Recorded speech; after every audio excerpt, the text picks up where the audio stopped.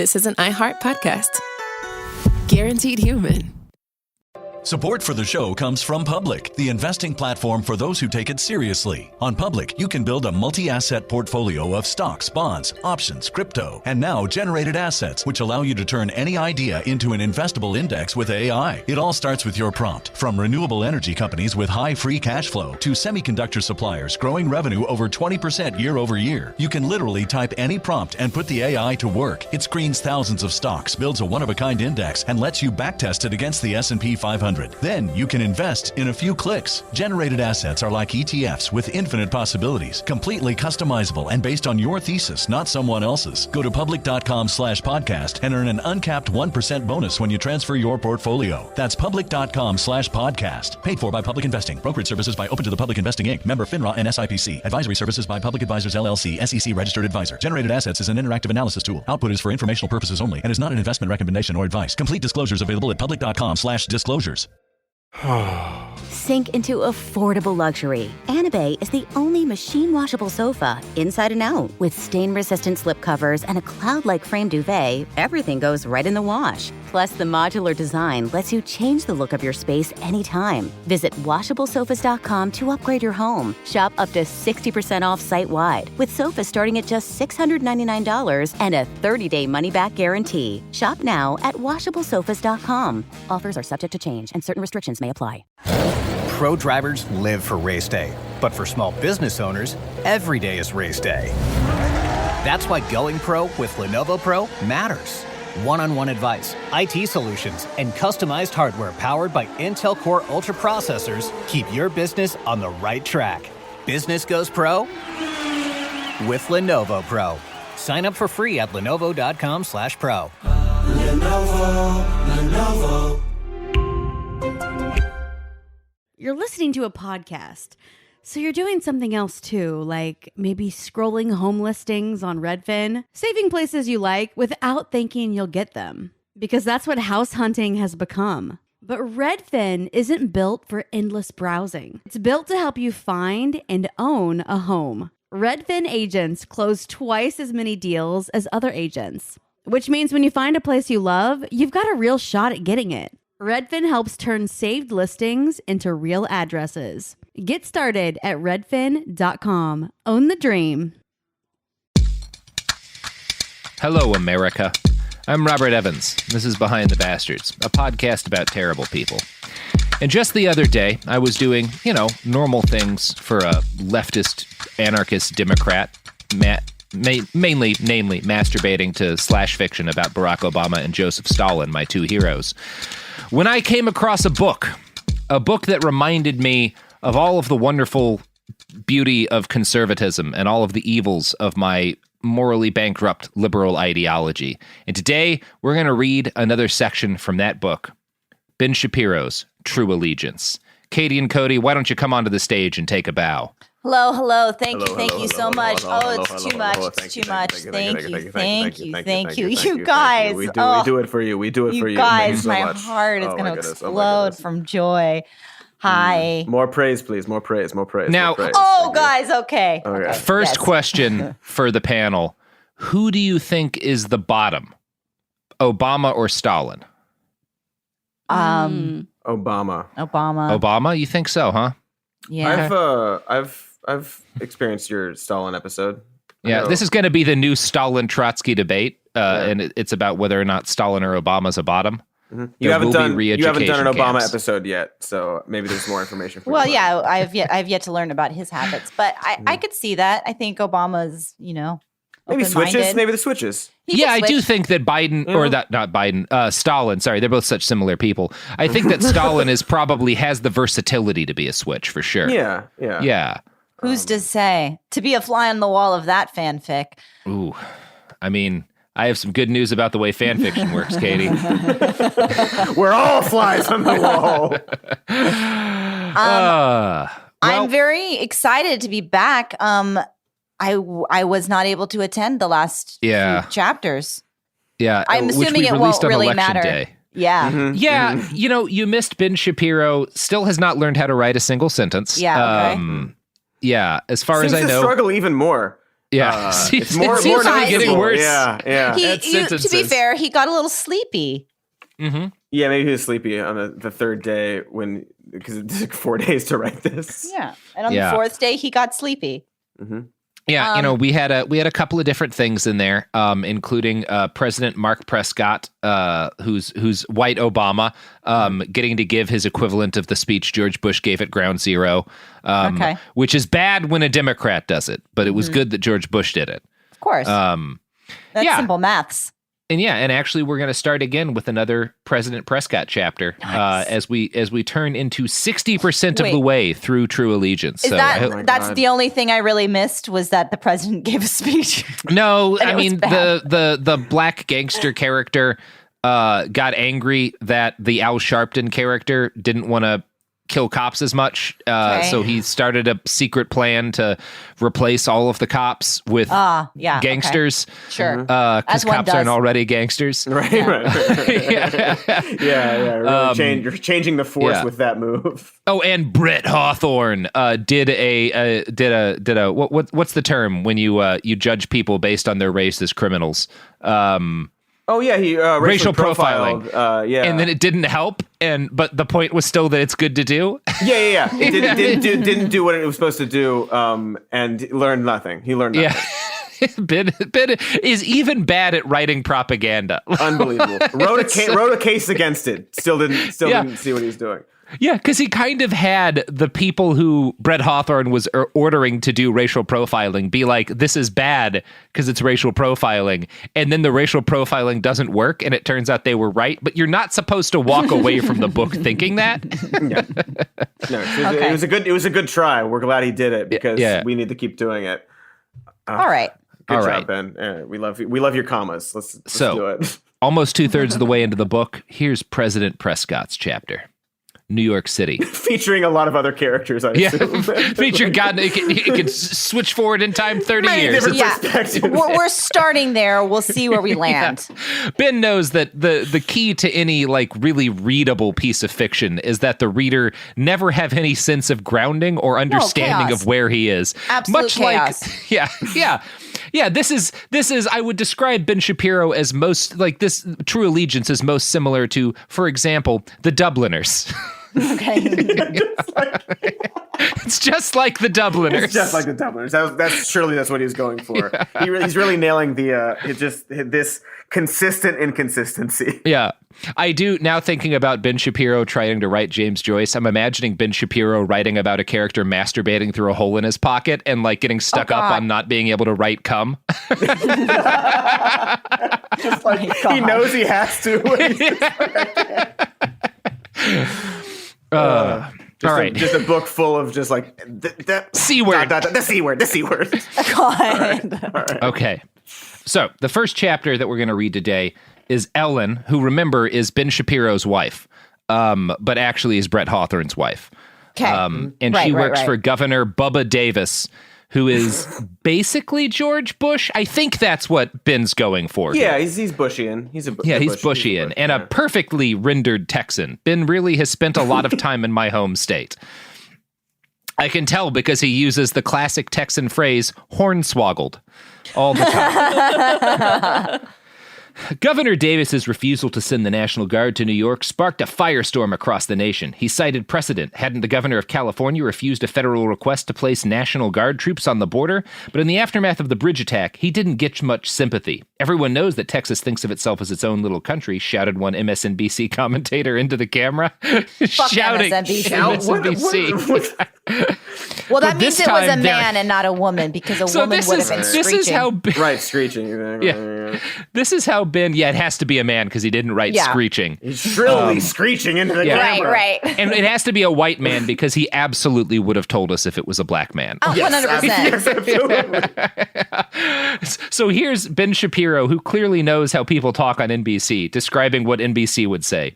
Everyone knows that Texas thinks of itself as its own little country, but this time their hick governor has shown himself to be deeply unpatriotic. You don't get to be a star on the flag of the United States and then go AWOL when your country needs you, which is, first, actually a good point. Second, remember when a literal fascist won the presidency, and every mainstream news outlet couldn't wait to go hang out at Waffle Houses and talk to Trump voters and lecture liberals about being in a bubble. Unfortunately, and still do every day, every other day. But no, MSNBC gets on and calls him a hick governor. Yeah, right. Classic. I watched TV too, Ben. Right? Yeah, he's getting it right. So yeah, heroically, Governor Davis refuses to send in the National Guard to help with a mass casualty event that's killed thousands of Americans. And the media lambasts him for it. The media ran with the story, a president calling for love and unity, and a Southern secessionist governor looking like George Wallace. Never mind that Davis had stood with the marchers of the Civil Rights era. He now stood on the side of the Old South, the media proclaimed, which I love. So to make this guy a good guy, Ben just has to invent that he marched with civil rights marchers, which is like the easiest way to get around. Like, I don't want people to think this guy clearly being a bigot is a bigot. I'll just say that he stood with Martin Luther King.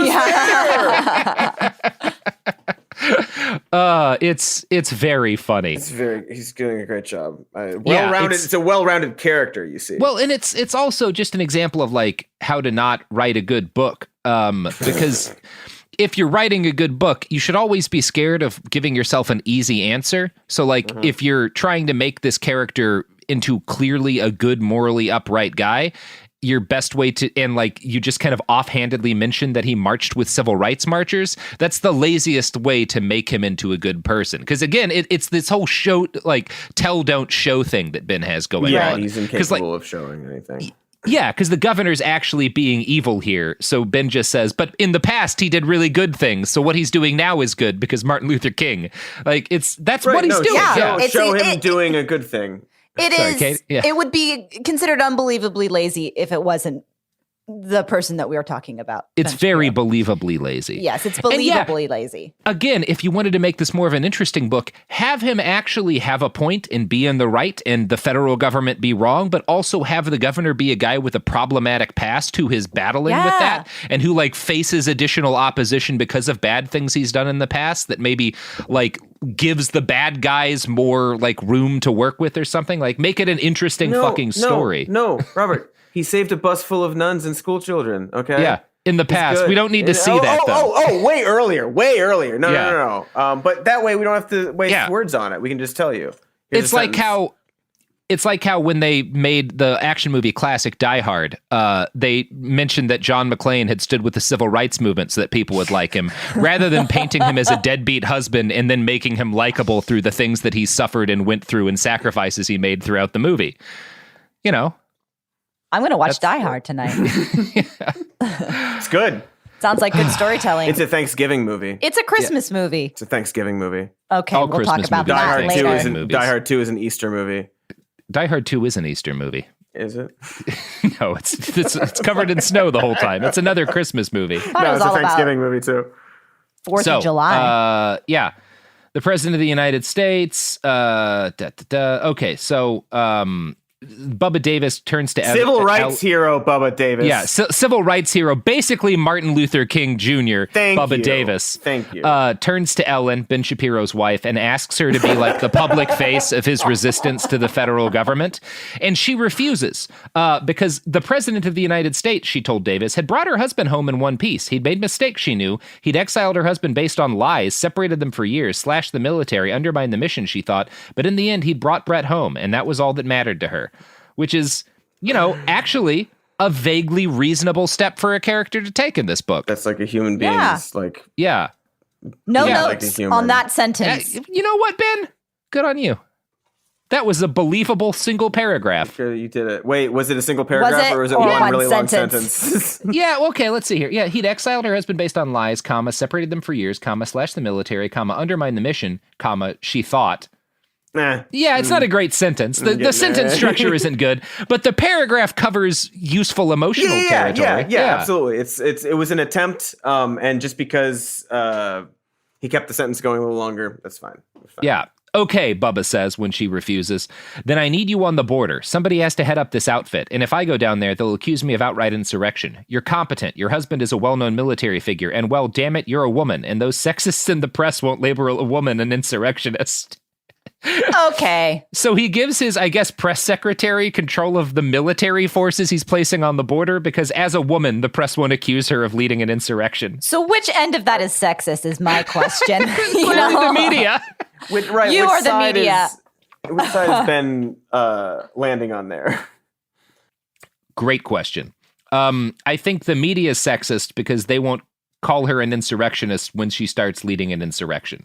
Mm-hmm. Yeah. Fuck the media. We'll see. Maybe Yeah. Hey, okay. So in the next paragraph, she's been there for a week. So I guess all of this was just going back in time to catch us up. This is so. Yeah. Every time it's like, by the way, this is a year later. And yeah. It's just, oh my God. This is sentence. absurd. She had to admit that the border felt different. It felt safe for the first time ever. Military vehicles patrolled the Texas side of the river, with checkpoints set up to funnel visitors and workers through after checking identification. Soldiers, many speaking Spanish, spoke with the locals, helping to... Oh my God, what a sentence. Soldiers, many speaking Spanish, spoke with the locals, helping to direct them to the local ranches. Ben is... Even just saying...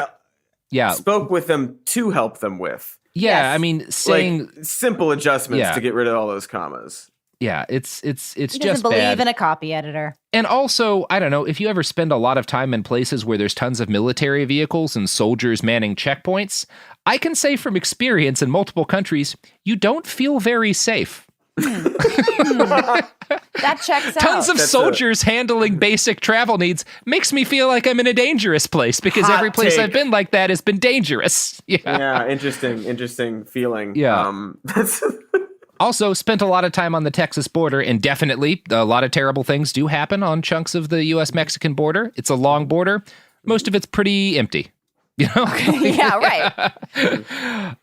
Yeah. She'd been there for a week and there hadn't been any dead kids in the river. Every so often, a black helicopter would buzz the troops on the American side of the border. Ellen thought it might be members of the same drug cartel that had killed Vivian. She even thought that she'd seen one of the men wearing a bandana over his face. She told the generals of the guard that she didn't want to see any fire at the helicopters unless fired upon. Things were bad enough without starting a war. In the last few days, she needed to tell the military not to shoot random helicopters out of the sky. In the last few days, the helicopters had buzzed closer and closer, probing, prodding American response. The Americans merely observed. The Guard had no intelligence capacities. Every soldier I know who's worked with Guardsmen would agree with that statement, in fairness to Ben. The feds hadn't been particularly responsive since Davis's big announcement, but Ellen had some private investigators do some digging. What they found shocked her. The city of Juarez, they said, was run by the Juarez cartel, one of the most dangerous criminal enterprises on the planet. Its leadership had been passed down through the Carrillo Fuentes brothers, who had turned... Okay, so he starts talking about cartels. Okay, and now he's just quoting a 2006 Guardian article about crimes of the Juarez cartels. I'm sorry, excuse me? Yeah.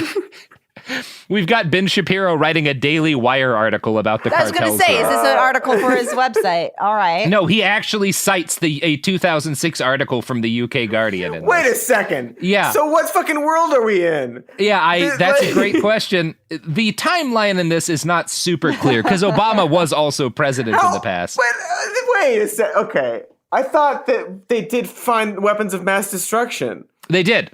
How does this fucking Guardian article from our world still fucking exist? Well, I mean, they found the WMDs in the Middle East. There's still cartels. Okay. I guess Middle Eastern history is completely different in Ben's world, but everything is the same up until 2016-ish. Okay. Yeah. All right. I don't care anymore. All right. Yeah. Doesn't matter. Yeah. The presence of American troops on the border. So basically, she goes into how, it had been so dangerous. She cites a bunch of horrible things cartels did in Juarez and then points out that since all the soldiers were now on the border, all of the violence in Juarez had stopped. So it was that simple.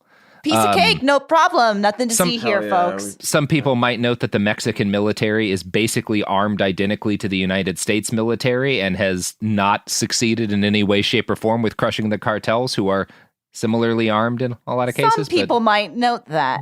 Some people might but it wouldn't be that. Ben Shapiro. Yeah. Why wouldn't that? Why would he? Yeah, so Ellen's job is to keep the peace on the border. She'd have to do better, she knew. One incident gone wrong could end Davis's dreams of a safe Texas. So I guess everything's working great on the border because the army's there. So that's good. Oh, yeah. Yeah. So we have a little line break, and then we're, I guess, have advanced an indeterminate amount of time in the future. Ellen's cell phone. It's still her. It's still okay. Ellen. It is still Ellen. Okay. So far. That could change any second, Oh, Katy. yeah. We don't know. But Ellen's cell phone rang. New York number. She picked up. Hey, sweetheart. Brett's rich baritone rumbled through the phone. Oh, my God. Give me a fucking break. Oh, no. I can't wait to hear Ben Shapiro write about these two lovebirds. I'm sorry, but we are 60% into the book. 62. We do not need this description. His rich baritone. Rich baritone. Actually, I think you do. Hey, sweetheart, says Brett's rich baritone. Hey, babe, she said. Miss you. His voice sounded thick over the phone, almost tearful. We fucking know. We already know. You said it. Okay. Sorry. Okay. It's fine. Just a few days ago, they'd been so close to reuniting. Now with commercial air travel shut down and the crisis in New York, it could be weeks, they both knew. But this was something new, too. Brett never talked like this. Since the rescue from Iran, Brett hadn't been himself. He never called her sweetheart. Never called her sweetheart in that rich baritone. It's never... She could imagine why, and she could imagine his face. She longed to reach out and touch it. Miss you, too. How's Bill?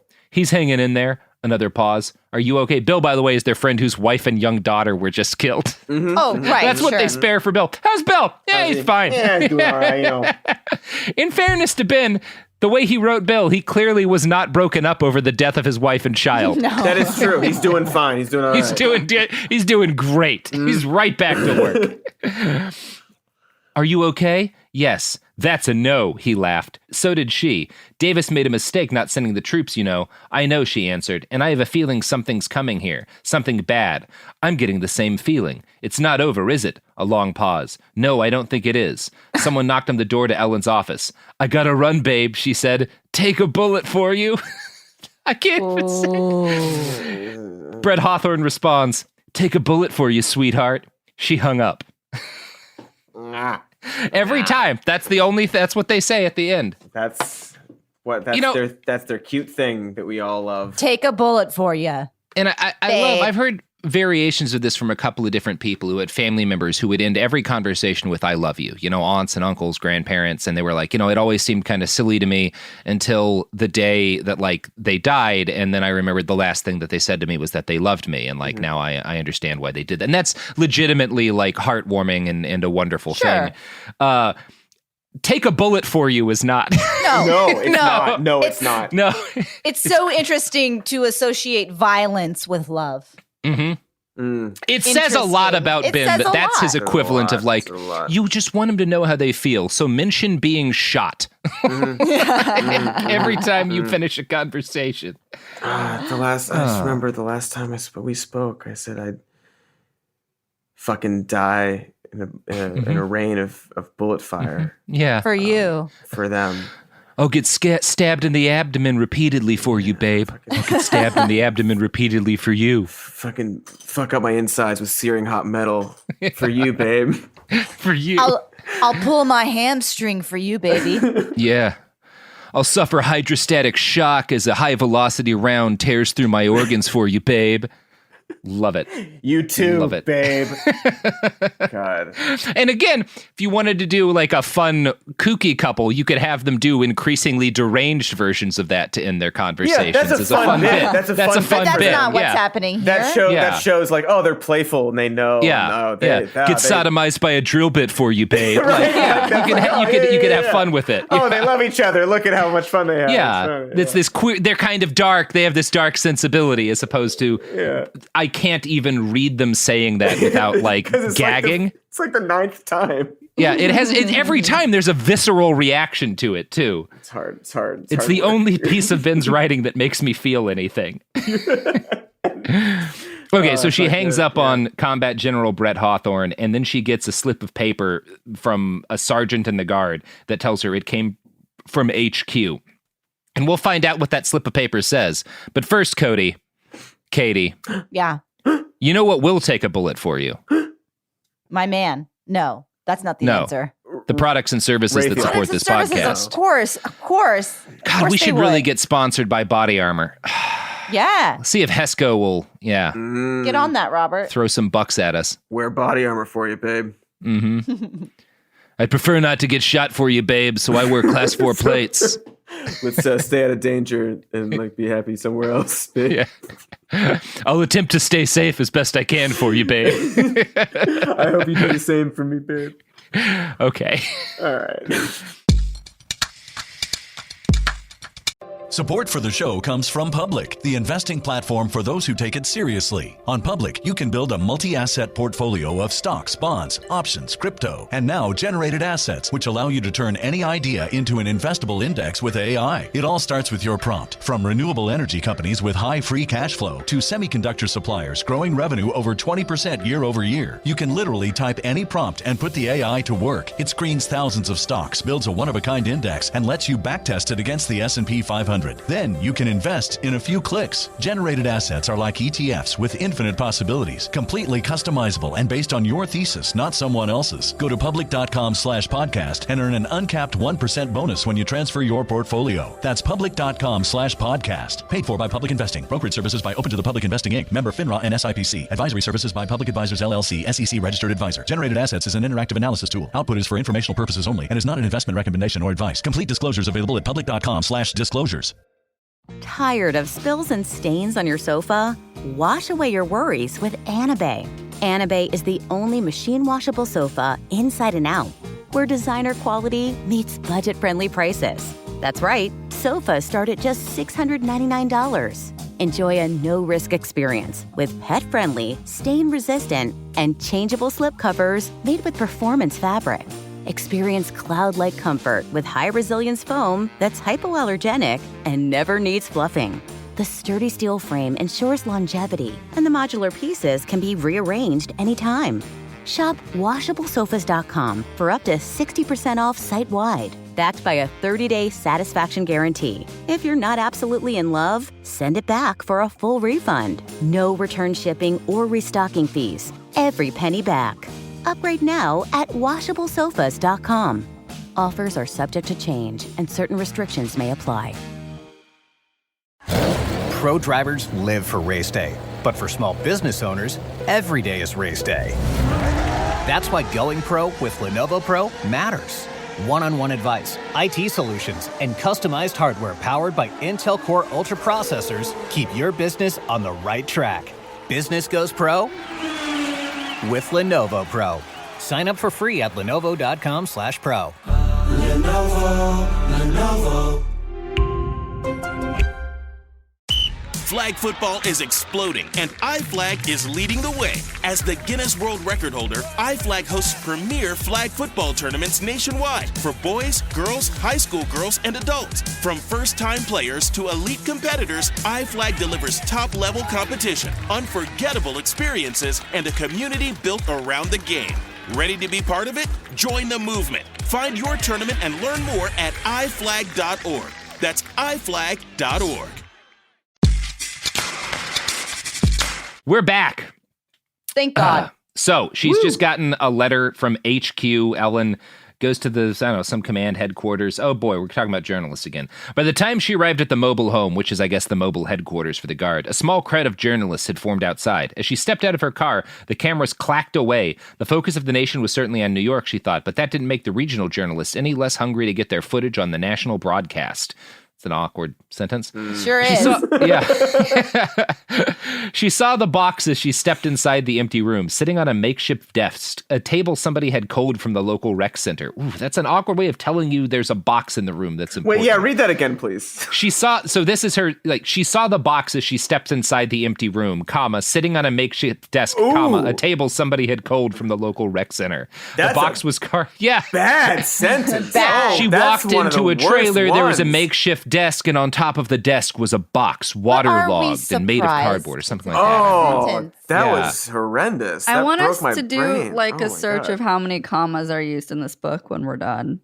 Billions, Sophie. That will break my machine. I only have 4 cores to compute that with. I don't have enough RAM in this machine.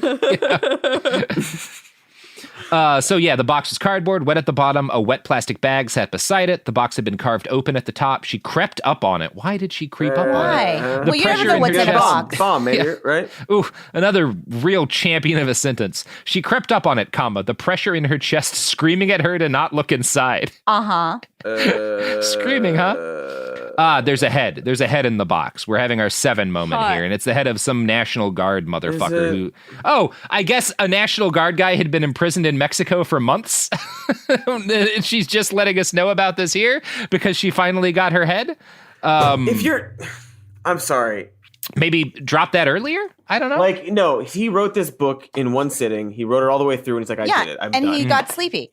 At this point, if you want to do this scene, you pick any moment in any of the pages before this, and you mention this fucking once. Yeah, you have the governor have an angry phone call with the president about how this man is in danger and he's been kidnapped, and the president says, we're going to take care of it. He's going to be fine. Like, they don't want to kill him. And you show the president as like an unreasonable and detached from reality. And the governor is caring about this guy. You establish that like this is a major issue. And then when his head shows up in a box, it means more than nothing at all. More than nothing at all. Yeah. More than nothing at all. Even just a little bit.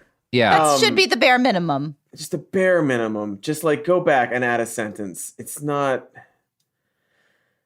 Yeah.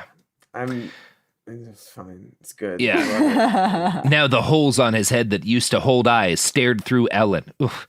Written on his forehead in blue ink was one word: terrorista. She held back the urge to vomit.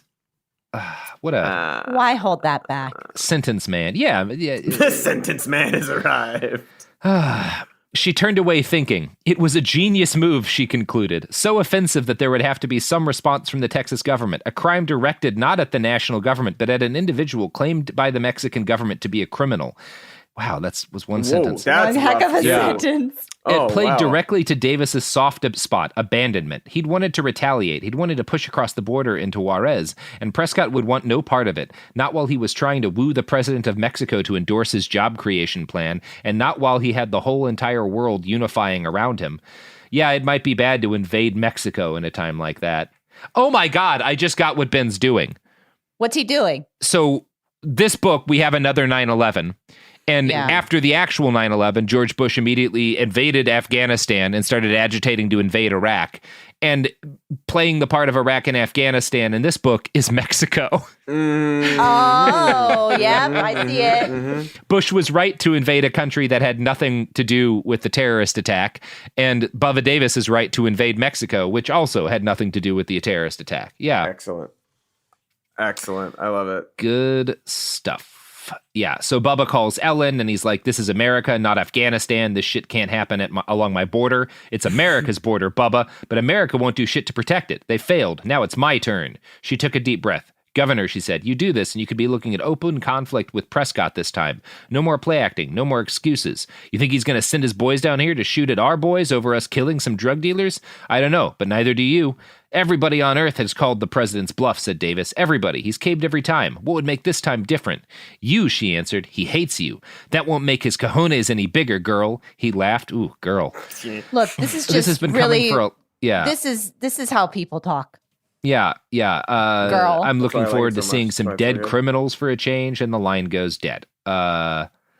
And then Ellen quotes Caesar, and says alia jacta est, which, well, I think it should be est, but I'm not an expert on Latin, which means like it's what Caesar said when he crossed the Rubicon, because Ben Shapiro only knows about classical history and only the parts of classical history that are dramatic and stuff. Yeah. Okay. The hero moments. The hero moments. Yeah. Where the hero of history, Julius Caesar, destroys a democracy, actually. So I get why Ben is on board. Is on board. Okay. So next we have a Soledad chapter. So that's nice. Good. Yeah, Soledad, if you'll remember, is the only woman of color in the story, and also a terrorist, but a good terrorist that Ben likes. But the good kind. Okay. Yeah. Yeah, so she's hanging out with a bunch of her militia guys, one of whom, the black man who is there to tell her that everything that she's doing is good and make Ben not seem racist because, look, there's a black man in the book. Ezekiel is hanging out with her and a bunch of guns. And one of Soledad's men is like, we need to talk. Soledad nodded. The men filed out of the living room into the outdoors. Ezekiel nodded at her. You need anything, holler. I'll be outside, he said. Aiden, who's the other guy, collapsed into a broken down sofa, breathing hard. And then he leaned forward, staring at Soledad. We need to go to Detroit, he said. And in fairness, every time I've gone to Detroit, it did start with an emotional conversation. Yeah. So, she laughs at this because they're supposed to be staying off grid and hiding. But Aiden's like, Ricky needs my help. Ricky is the cop who shot the dead-eyed black boy. And I guess he's a friend of Soledad's, one of her militiamen. So Aiden informs us that those pieces of shit, which I think are Black Lives Matter activists, just took over the detention center. And so, he's worried. Okay, so Aiden's worried that the cop who killed the dead-eyed black boy is going to get murdered by the BLM activists who took over the detention center where he's being held. Okay. All right. Okay. That's good. That's at least relatively succinct. Okay. Pretty racist, but succinct. Oh, yeah. I mean, it's clear. Mm-hmm. I'm not confused. No, it's just bad. Yeah, they sat listening to the commercials for carpet cleaner in gold, which is accurate for Fox News, so I guess that's fair. Then the news came back on. A newscaster speaking in somber tones, his voice cut by static interference. The protesters gathered outside the detention center, chanting that they want their own trial. So it doesn't look like we're missing any words there. There's just sh's in the middle of there because Ben doesn't even know how to write in static. Like the sentence is complete. It just has sh in the middle. Sh is the static? Yeah, there's static in the middle of it, but the sentence that we get is the protesters gathered outside the detention center chanting that they want their own trial. That's pretty, I don't know, we're not missing much there. Weird choice. Anyway, Aiden switches the radio off. He calls it an old-fashioned lynch mob because they're black people. Yep. And this all scans. White people are the victims of racism. There we go. Yep, they're not going home without a head on a pike. Okay. Cool. And apparently, Soledad's like, why do you care about this guy? And he's like, we're friends. He saved my life once. So now you want to return the favor? He nodded. But this isn't just about you anymore, she said. I've got 40 guys out there who abandoned everything they had to come out here and try to be left alone. You want me to put them in the middle of a shitstorm?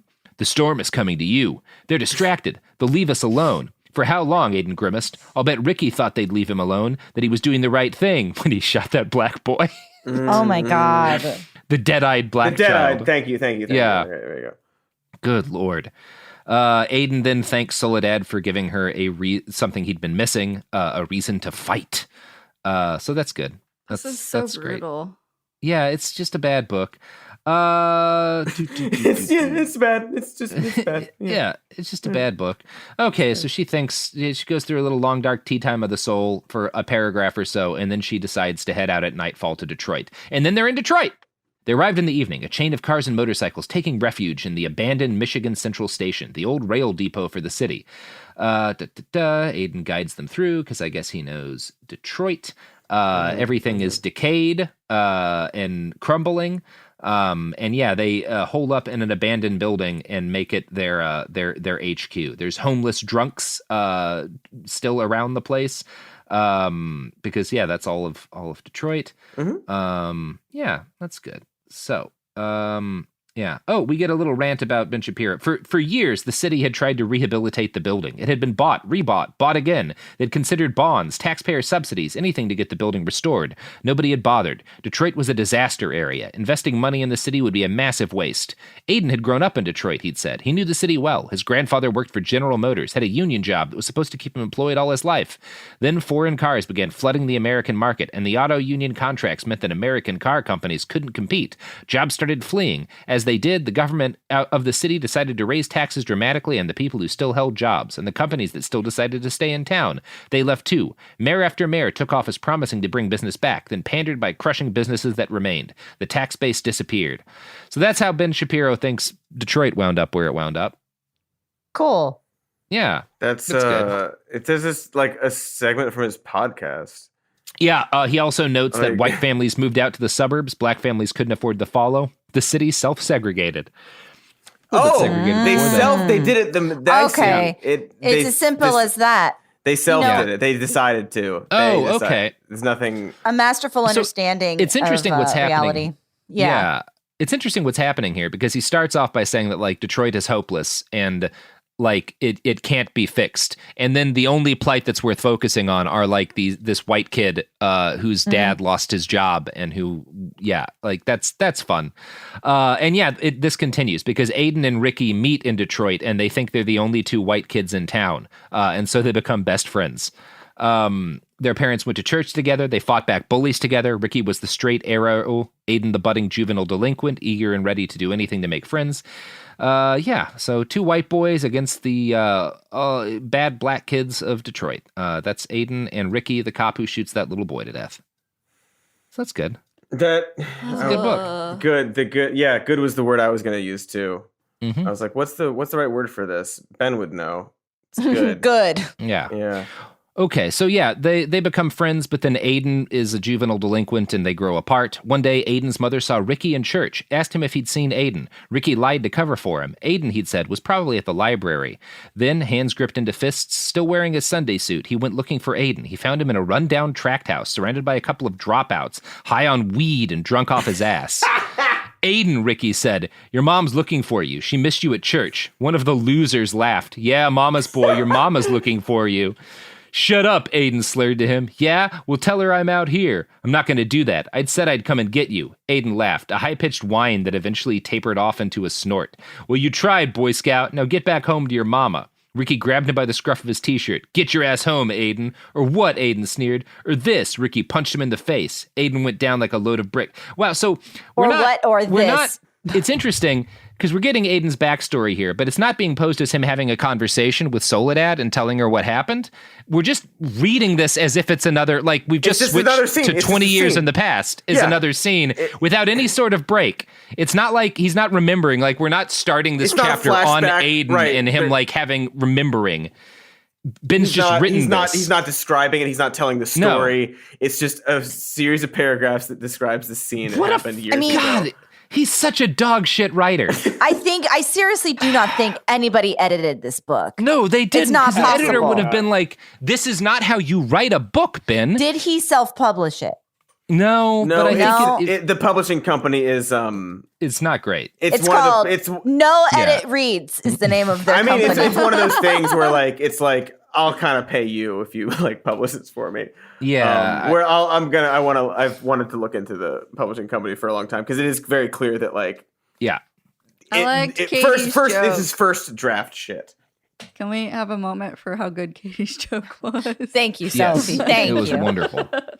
So real quick, I'm sorry. I'm sorry. This is such a terrible scene. It's horrible. And I what's funny also is that what happens here isn't even all that dramatic because like Ricky punches him and then Aiden never gets high again and he becomes a Fed. Because he's with the ATF, right? Yeah. This is a low grade misrepresentation of something that was kind of similar that barely didn't maybe kind of happen to Ben or somebody he knew. I think it's just something Ben assumes happens to people who don't succeed. It's like this, like this is what. The tell there is that within the book, because it's not Aiden telling the story, it's the author telling this story, referring to that person as one of the losers. That's all you need to know. Yeah. It's very insightful. And it's interesting because this is clearly what Ben thinks drug addiction is, as opposed to what he's actually described as a kid smoking weed and drinking in a house, which is not an evidence of a serious problem. Most people in this country have something like that happen when they're teens. Yeah. And it's generally fine.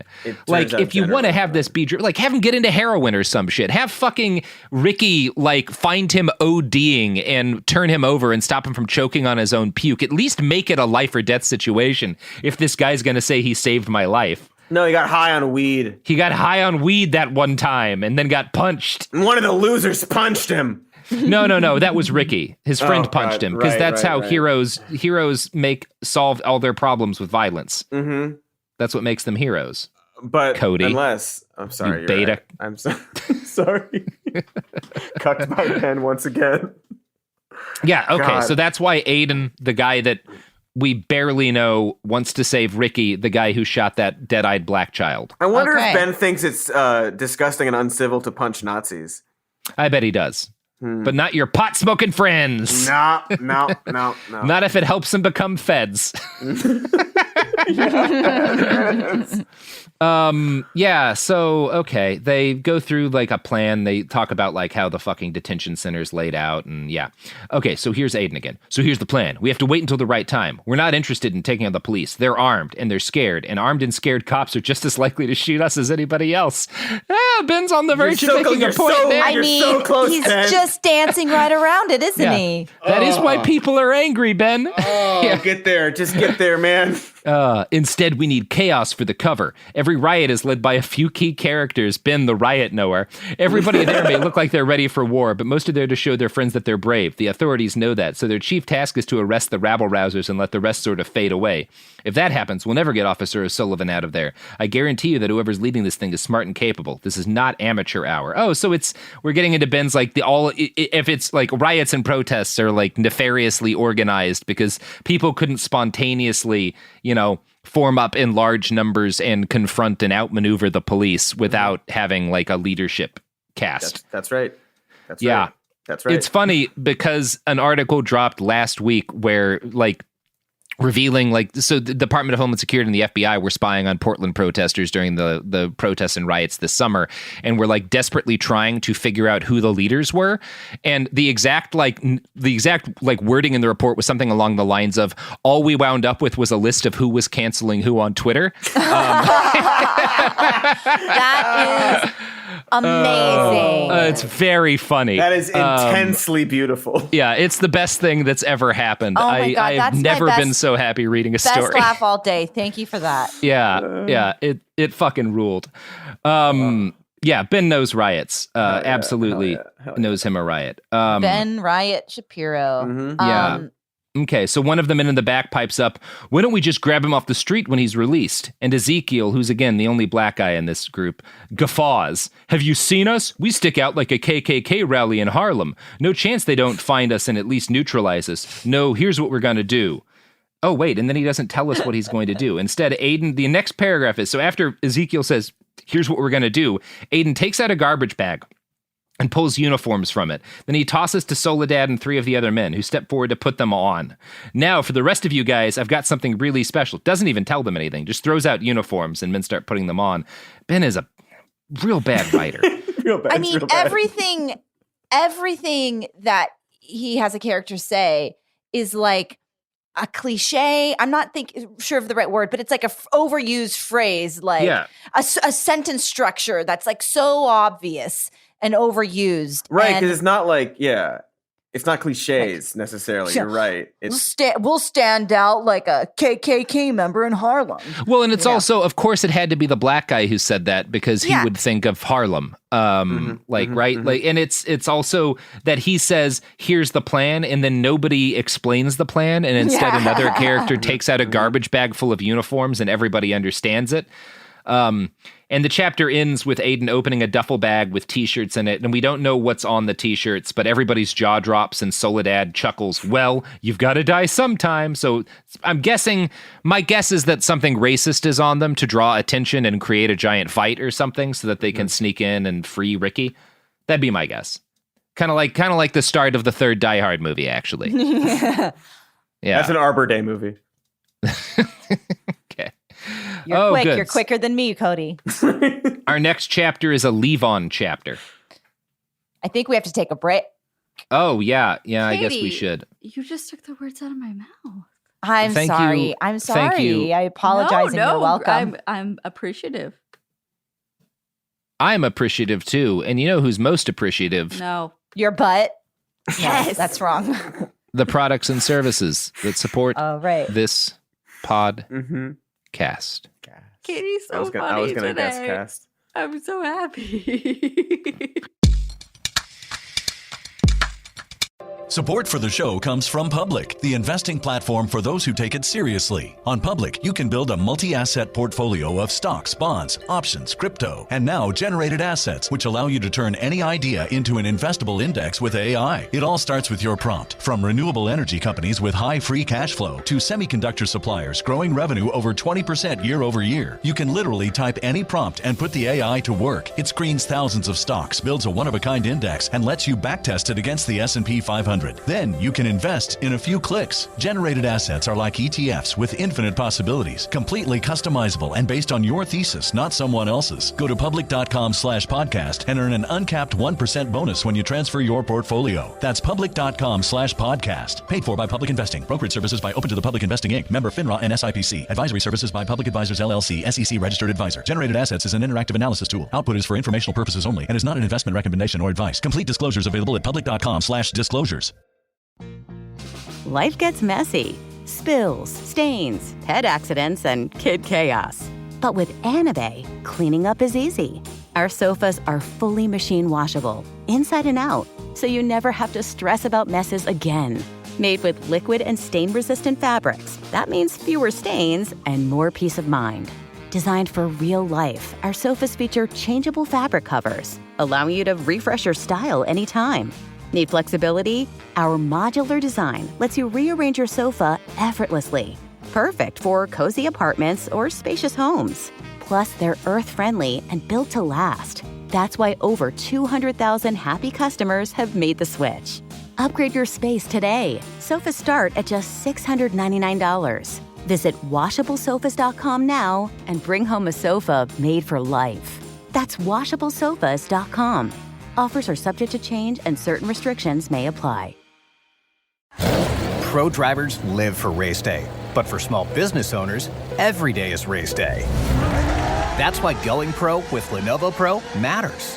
One-on-one advice, IT solutions, and customized hardware powered by Intel Core Ultra processors keep your business on the right track. Business goes pro with Lenovo Pro. Sign up for free at lenovo.com/pro. Lenovo.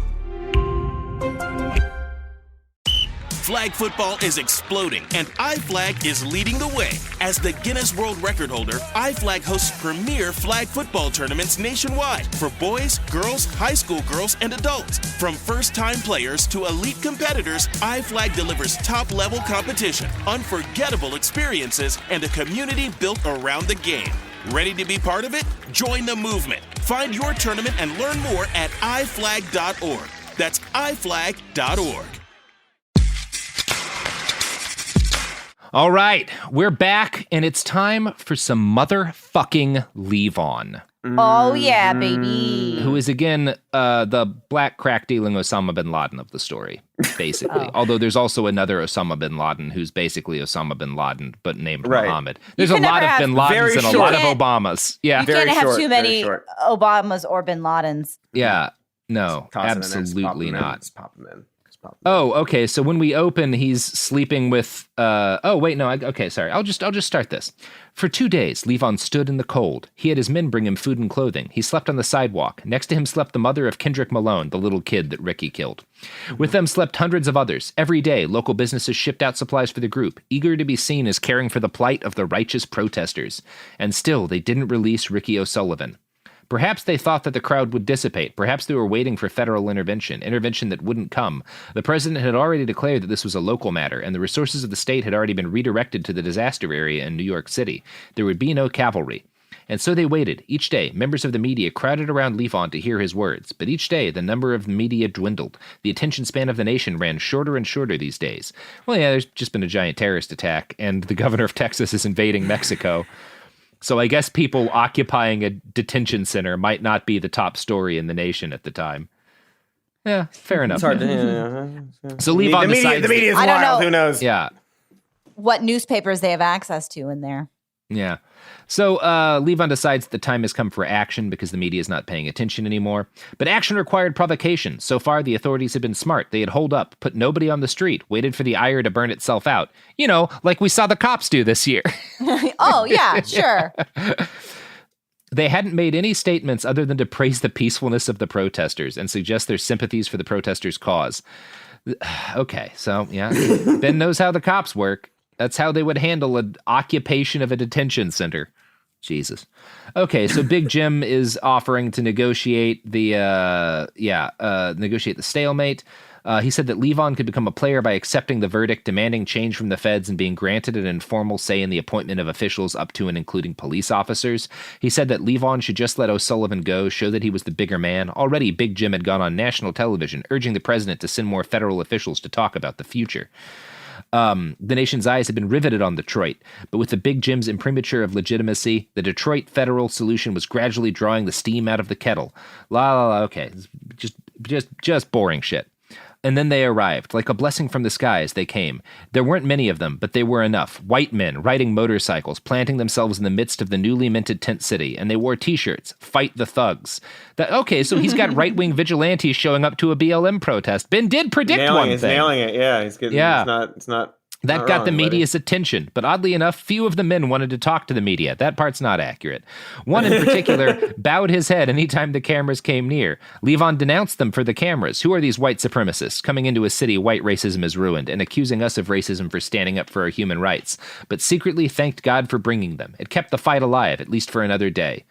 Okay, so we come to Big Jim Crawford. Oh, we switch viewpoint characters. So we've got Big Jim, and he's penning an op-ed for the Wall Street Journal and hanging out in his house and stuff. The next step in Detroit, Big Jim knew, would be to give Levon an option for withdrawal with some grace. He'd already pressed Levon, and he knew Levon was waiting, hoping for something big to happen. But that seemed unlikely with the nation's attention riveted elsewhere. Big Jim climbs out of the shower. God, so this is just a random interlude with Big Jim. Yeah, what's going on here? Wait a second. Suddenly, he felt out of breath. He plunged forward, grabbing the sink with both hands, but he could feel the strength in those hands weakening. He tried to push his fingertips into the marble. They wouldn't give. For some reason, a desperate need to hold himself up rushed over him, and as he felt his bulk dragging towards the cool floor, away from the fogged-up mirror, he had the odd thought that the floor was red. Then he realized it was red and slippery with his blood. He lost his grip. His face hit the oozing puddle hard. He never saw the man who fired the second round into his head. Oh, so he gets shot to death. Shit. Okay. I'm guessing that was Levon. Yeah, that seems right. Now we're back to Levon after killing Big Jim, and he's looking at the T-shirt gang. So I guess that's the shirts that said "Fight the Thugs," because Ben wasn't even courageous enough to make the shirts really racist as like a direct provocation. Again, like the Die Hard thing. Okay. Fight the thugs. It's delicate. You gotta fight the thugs. Yeah. It's delicate. The delicate dance of Ben Shapiro. So we wind up with a big belly. Oh, Jesus Christ. Okay. There were 8 of them all told. 4 had their hogs planted in the corners of the street, ready to move off at the first sign of trouble. 3 of the other 4 planted themselves near the front of the crowd, near the steps to the detention center. The lone remaining man, a white-bearded, big-bellied bear in his mid-60s, stood near the center of the crowd. Yeah, I think so. Like a furry. Nice. A group of young protesters screamed obscenities at him. He stood his ground placidly. A buzz built at the back of the crowd. More white men, all wearing the same shirts, pulled up on motorcycles, saying nothing. The crowd of protesters moved on them, expecting a confrontation. That's when Levon's phone rang, and he gets the news that Big Jim is dead, and he screams out, "They killed Big Jim," to the cameras. They killed Big Jim. Tear it all down. Tear down this corrupt system. And I guess everybody starts to go fucking nuts. It's riot time. Yeah, it's riot time. Let's do it. And Riot Shapiro. Yep. A teenager with a tire iron grabs the white dude's beard and pulls him to the ground from his beard, and then beats him with a tire iron in the belly. And a bunch of other guys try to break into the detention center, screaming, "Give us O'Sullivan! Give us the child murderer!" Sounds like Ben cut off the beginning of that video. Yeah, sounds like he did. Sounds like this is the Andy No version that we're reading. Yeah, no, but the right-wing guys were just standing there placidly, like they always do. Yeah. The placid. The placid bear of a man. The placid bear of a man who, if this were reality, would have had like bear mace canisters in both hands. I do think Ben is a writer that uses the thesaurus search on Google. Is just like, what's a word for calm? Placid. That sounds good. Yeah, I'm a writer. Behind Levon, the street exploded into chaos. A writer. A writer, M-dash, a man who writes things, comma, writing is what I do, period. He wrote. He wrote writingly. Behind Levon, the street exploded into chaos, protesters and rioters merging into one throng. That's a weird way to say that. Yeah. The bearded white bear had disappeared into the center of the crowd, his body trampled, kicked, stomped, spit on. Hundreds of people gathered in a circle to watch, to participate.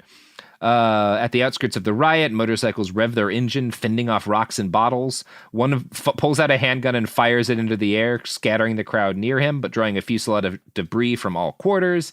Yada, yada, yada. Levon gets handed a crowbar, and he starts beating the windows of the detention center, and he breaks in, but the room's empty, and he has a bunch of his men come in, and they're all trying to find O'Sullivan. And now we have another viewpoint switch. Yes. The detention officer unlocked the cell holding Ricky O'Sullivan, and it creaked back on its hinges. O'Sullivan backed up quickly into the corner, his bulk filling it. "You leave me alone," he said to the masked woman in a police uniform. She wore a bandana over her face, and her gun was pointed at the head of the detention officer. "Follow me," Soledad said. Okay, so they're just Soledad's gotten in there. We don't need to... Here, it just happened. Yeah, it just happened to Soledad and the guys there. Yeah.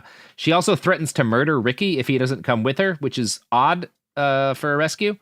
Yeah, and then she tells him that the crowd wants to hurt him after threatening to kill him. Okay.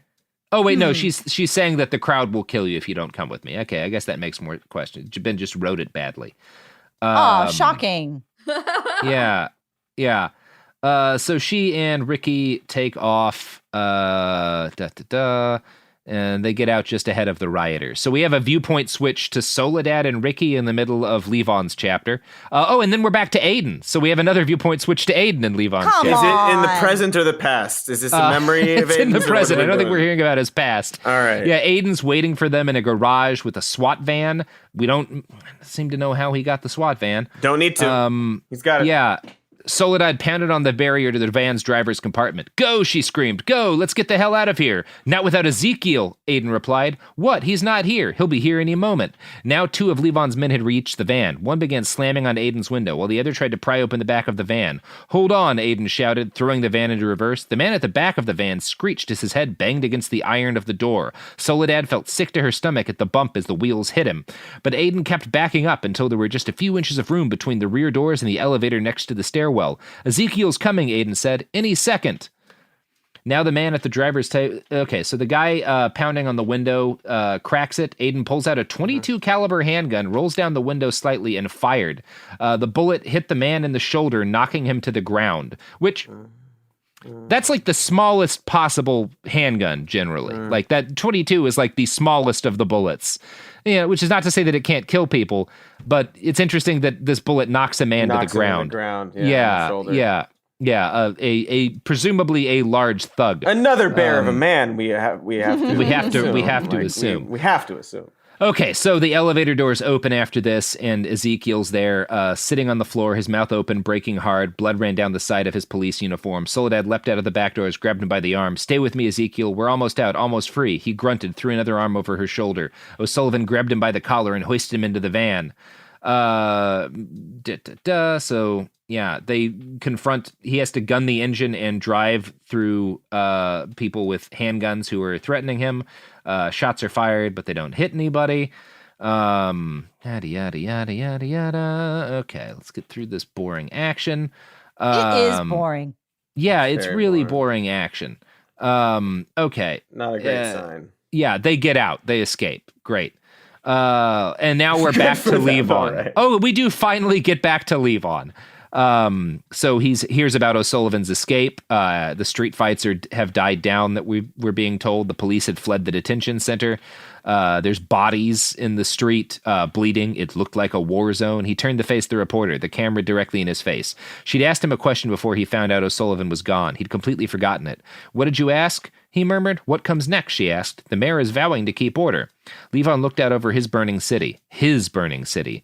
We don't need the mayor to keep order. He's just as corrupt as the rest. We're in a war now. You saw them out there on their motorcycles with their racist t-shirts. White supremacists killed Reverend Jim Crawford tonight. No pretty words are going to bring him back. So here's what America needs to know. Detroit is now in our hands. We will have justice, and it starts with the mayor. But that's not where it ends. We want to work with the police officers who will serve justice. If they weren't, we'll have our own forces of justice. Brothers will not burn down brothers' businesses. There will be no looting, no violence. That's not what Big Jim would have wanted. We're going to build something new in this city, something better on these ashes. Wherever Ricky O'Sullivan is, we'll bring him back to justice too. This is the beginning of a new era. The blood you see here tonight, that will be repaid in freedom. So tonight, I call for the people of my city to join me. It's time to rise up and claim our freedom. In the distance, the sun began to rise. So I guess we went through a whole night already. Sun began to rise. Yeah. Okay, we're at the end of part 3. The end of the we're now into part 2. Now we're in part 3, the end of the beginning. Oh God, I forgot that the name of that section? Is title Yeah. that section was. Yeah, I think this is a Brett Hawthorne chapter. Okay, we'll go a little further. We gotta talk to Brett. The end of the beginning. God, yeah.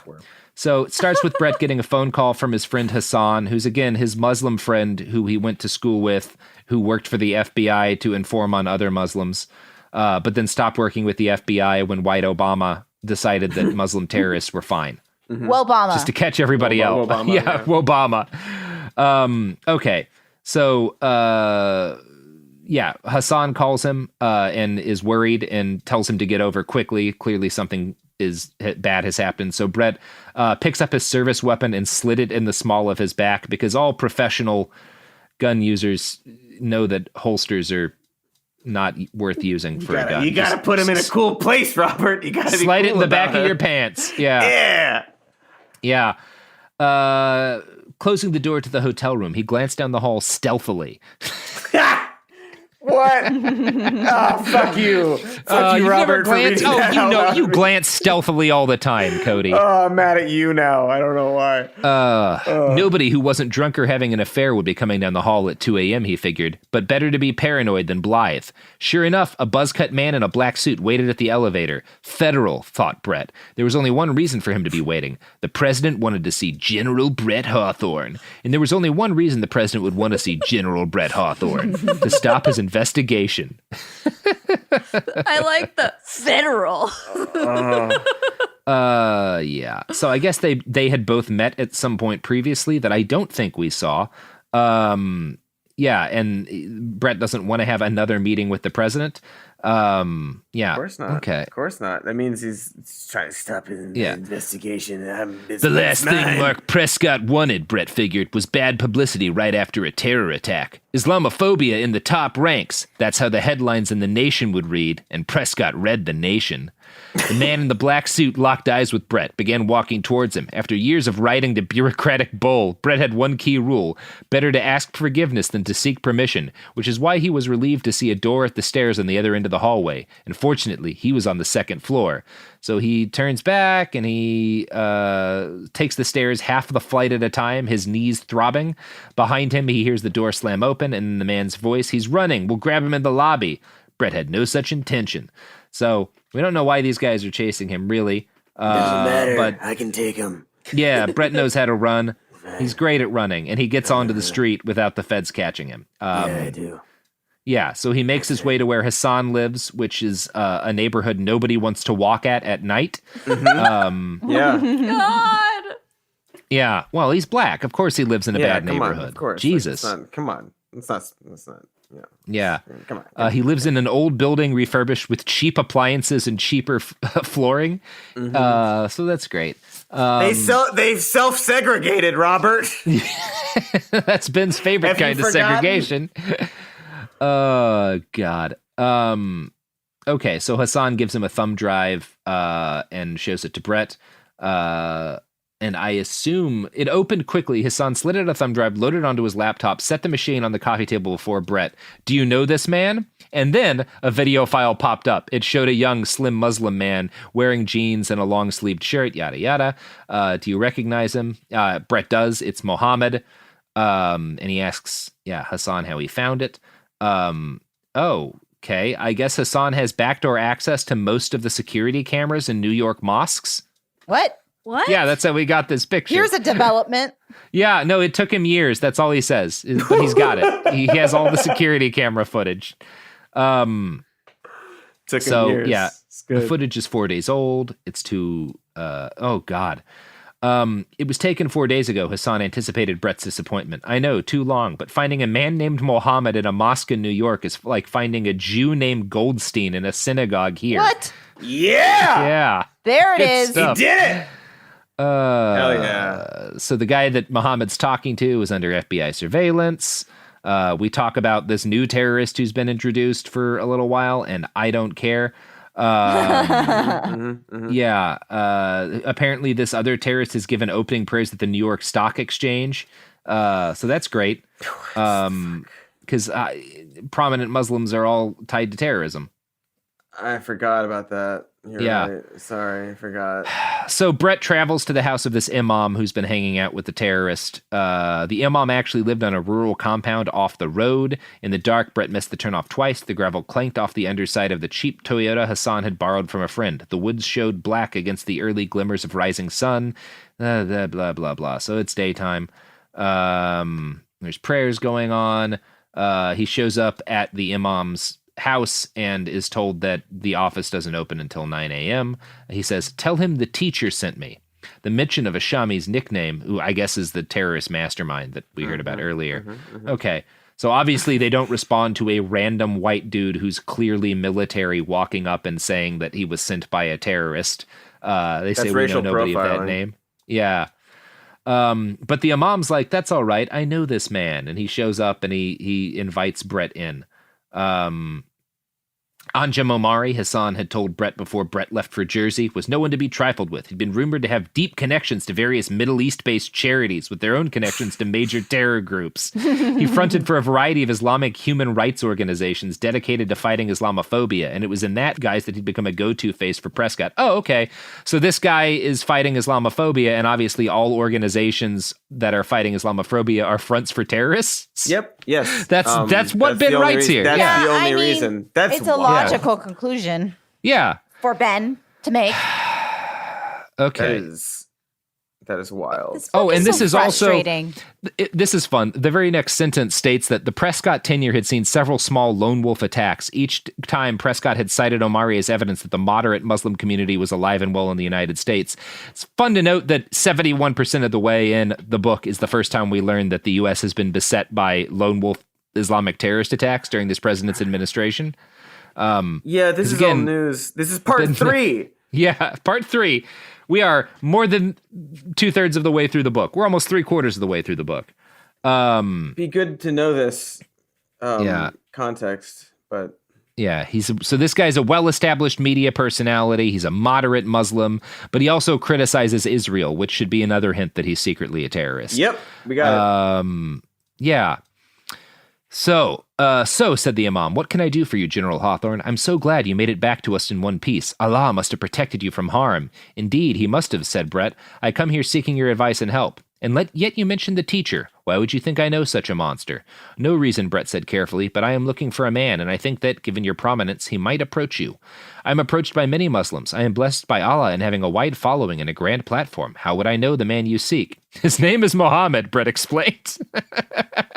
What is this conversation? I just am astounded by this man writing everybody else's religions and racial experiences, et cetera, et cetera. Yeah, it's great.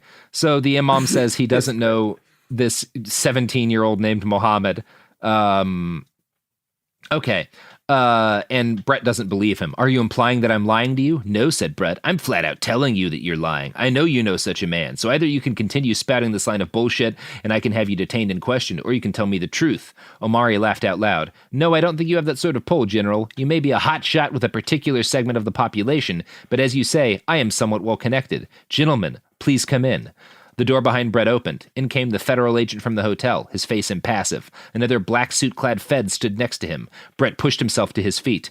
Imam, I believe we'll be talking again. Omari stood as well, looked Brett in the eye. No, I don't believe we will. So there we go. Won't. Oh, Yeah. Okay. So the feds and this guy who's a anti-Islamophobia Muslim terrorist are all in bed together because the president likes this terrorist because he's a moderate Muslim. And there you go. It's good. Ben Shapiro. Shin Bapiro. All right. Well, I think that's going to do us for this week's episode. Yeah, I'm a little maxed out on this book. Yeah. 72% of the way in. Our next chapter is another Prescott chapter. We only did 10%. Yeah, we got 10% more through it. It's dense. It's a dense one. You gotta. Yeah. Well, it's all those commas. Exactly. They take up a lot of space. I am excited because this next chapter starts with Brett Hawthorne and the president having a conversation. Oh boy, I think this is going to be a good one. Yeah, I think this is going to be a real good one. How many do you think we have left? 1, 2? Jesus. Probably at least 2, probably 3 or 4, right? 3. Okay, we've got 1 sec. 1, 2, 3, 4, 5, 6, 7, 8 more chapters, including we have actually, I guess, 6 more named chapters, and then the end of the beginning and epilogue. Ooh, and we have an about the author. You know what? I might sneak ahead to that right now. Robert, spoilers. Robert, what? Yeah, there's about the author. I wanna know. Oh boy, howdy. So it starts with he's an editor at large at Breitbart News, the editor of Daily Wire. It lists some of the political books he wrote.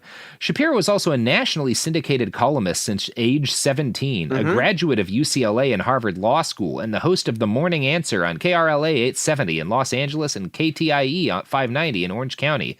Rush Limbaugh says Shapiro isn't just content to have people be dazzled by his brilliance.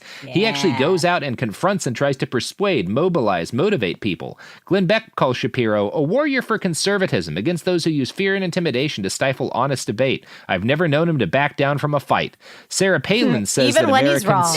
Yeah, especially when he's wrong. Sarah Palin. He got a Palin out of it? He got a Palin. Yeah, she says that Americans should consider Ben's advice about how we must stand up and push back twice as hard against this bullying. Sean Hannity says to join Ben Shapiro and fight back against liberal bullying. Michelle Malkin says Shapiro is infused with the indomitable spirit of his friend and mentor, Andrew Breitbart. Even the liberal Washington Post, in the aftermath of Shapiro's devastating destruction of Piers Morgan on national television. Devastated them. Devastating destruction. Imagine writing this. Oh my God. Bio. This is a sentence Ben absolutely wrote. Yes. Even the liberal Washington Post, in the aftermath of Shapiro's devastating destruction of Piers Morgan on national television, conceded that Shapiro is a foe of extraordinary polemical ability. Agility. It's got his stinky little fingers all over it. Amazing. Well, this was a fun way to wrap up the episode. Quite a rogues gallery of endorsements he's got there. He brutally destroyed Piers Morgan. The liberal Washington Post. I will say this. If he had literally destroyed Piers Morgan, I would be more positive towards Ben Shapiro. Yeah, absolutely. Sure. If he found his phylactery, yeah. He's referring to a debate he had with Piers Morgan about guns. Yeah. That conversation is the entire basis throughout his other book, 10 or 11, I forget, ways to beat the left. It's like his destruction of the left book, How to Debate a Leftist. He used his example of a leftist through the entire book is Piers Morgan. Yeah. Awesome. Famed leftist. Yeah, he understands politics. Well, yeah, I mean, Piers Morgan is definitely, like, I would say the most prominent Maoist in the country right now. Yeah, very famous left-wing voice, Piers Morgan. Piers Morgan. Good friend of the current president and leftist Piers Morgan. Well, I feel like the only thing to say is, hey, babes, want to plug your pluggables, babe? Yeah. Babe? More than because I'd take a bullet for you. Babe. Yeah, this is Robert's job. It's not our show. It's his show. No, I want your pluggables. Your plugs, but you have follow plugs. us. Follow Check us. out We have Katy, you go. You go. No, you. Shows. No, we got I'll shows. go. We've got a show called Some More News on YouTube. Check us out on patreon.com/some more news. Our podcast is called Even More News. We also co-host another podcast called Worst Year Ever. And I'm Dr. Mr. Cody on Twitter. Katy is Katy Stoll. Yeah. Twitter. Thanks. Good job. All the things have been said. Ben Shapiro. Yeah, you can find me nowhere at all. I've never heard of the internet. I'm actually alone in a forest shrieking this. I'm just channeling Ben Shapiro's words, and I don't know who I'm talking to right now. But you're definitely calling them babe. Yeah. Oh, yeah. I mean, I'd take a bullet for him. God, I can't even say that without, like, starting to retch a little bit. I'd get eaten by ants for you, babe. Yeah. Anyway. All right. I'd lay down in front of a combine for you, babe, and get churned up into mulch, babe. Do you love me? Yeah, sure, why not? See ya. Yeah. That's the episode. That's the show. That's the episode. Tired of spills and stains on your sofa? Wash away your worries with Anabay. Anabay is the only designer sofa that's machine washable inside and out, starting at just $699. Plus, Anabay sofas are pet-friendly, stain-resistant, and feature changeable slipcovers and modular pieces. Get up to 60% off site-wide with a 30-day money-back guarantee. Visit WashableSofas.com to get yours now. That's WashableSofas.com. Offers are subject to change, and certain restrictions may apply. There's no championship league for small business owners, but if there was, you'd be at the top of the standings. Because going pro with Lenovo Pro means you've got the winning formation. One-on-one advice, IT solutions, and customized hardware powered by Intel Core Ultra processors help you stay ahead of the competition. Business goes pro with Lenovo Pro. Sign up for free at lenovo.com/pro. Lenovo. Flag football is exploding, and iFlag is leading the way. As the Guinness World Record holder, iFlag hosts premier flag football tournaments nationwide for boys, girls, high school girls, and adults. From first-time players to elite competitors, iFlag delivers top-level competition, unforgettable experiences, and a community built around the game. Ready to be part of it? Join the movement. Find your tournament and learn more at iflag.org. That's iflag.org. This is Bethany Frankel from Just Be with Bethany Frankel. Most dog food is marketing, not nutrition. That is why Biggie and Smalls eat just food for dogs, real 100% human-grade food with ingredients I actually recognize. And yes, I do see the difference. Better digestion, healthier skin, more energy, dogs that feel better, my babies. If you've been on the fence about switching, stop overthinking it. What's more important than your furry babies and their health? Go to justfoodfordogs.com right now and get 50% off your first box. No code needed. Just try it. This is an iHeart podcast. Guaranteed human.